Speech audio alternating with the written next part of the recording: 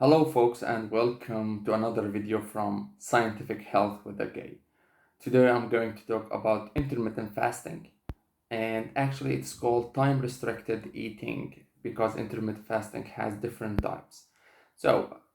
In this video I'm going to talk about my experience with time restricted eating.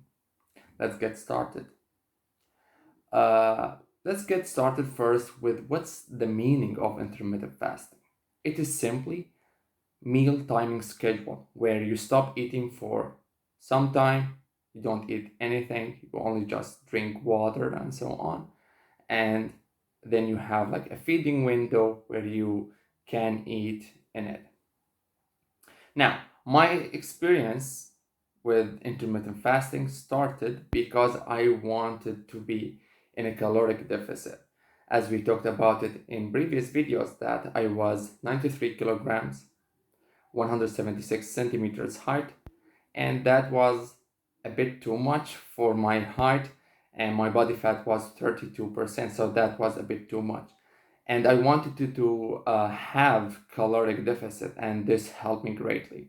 Now, as a working man, I wake up at 6:30, I go to my work, and I finish at 5, so that's my normal working day. At first, it was very challenging because before the lunch hour, which is at 1, I would eat like 2 snacks, uh, maybe 3 sometimes before the lunch hour. So it started a bit difficult for me, and I was like, let's give it a shot step by step. So I started with 12 hours fasting. I'm not drinking anything but coffee, black coffee. And then I increased it gradually. So sometimes I go to work, I don't have time to eat anything, so I would increase like 1 hour. I say, okay, how about I do it this time? Or sometimes I stop eating at night.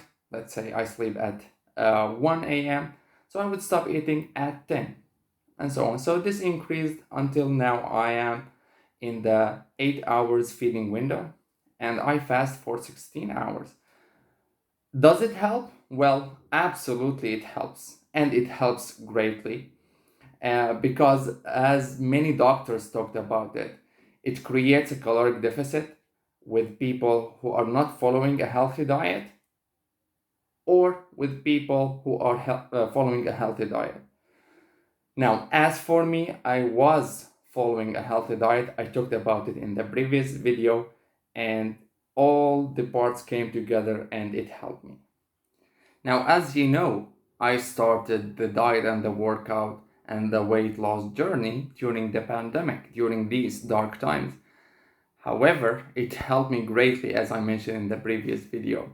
So I started first with 10 hours fasting and then eating the rest, then 11, 12, and so on. And especially during the pandemic, we were working from home. So I had control of what to eat and when to eat. By the way, I was not looking at my watch saying, okay, I have reached 12 hours, I can break my fast. As I said, there are few days that I would wake up and feel very hungry, so I would eat. So I was not strict to it, and I think that's why I can do it now, like 16 hours, 8 hours feeding window, because I took it gradually and I did it step by step. So it was not something like holy that, okay, I cannot eat until I reach 13 hours and so on.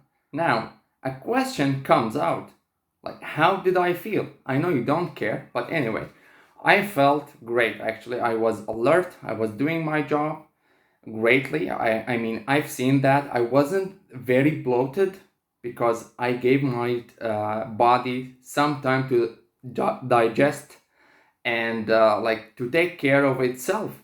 So that was pretty good. And of course, it helped me with the weight loss journey.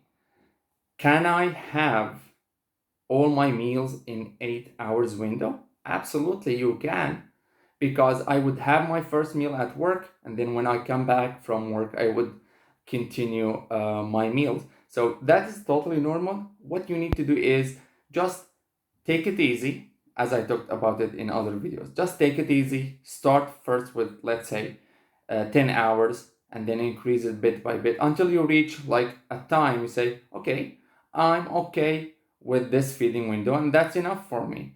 And it helped me, why not you?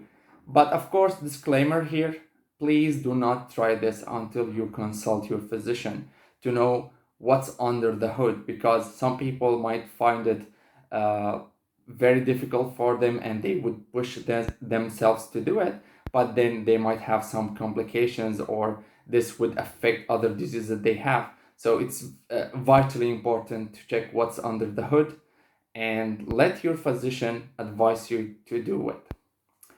All right, thank you very much. This is the end of our video. In the next video, I'm going to talk about the science behind it. And thank you very much.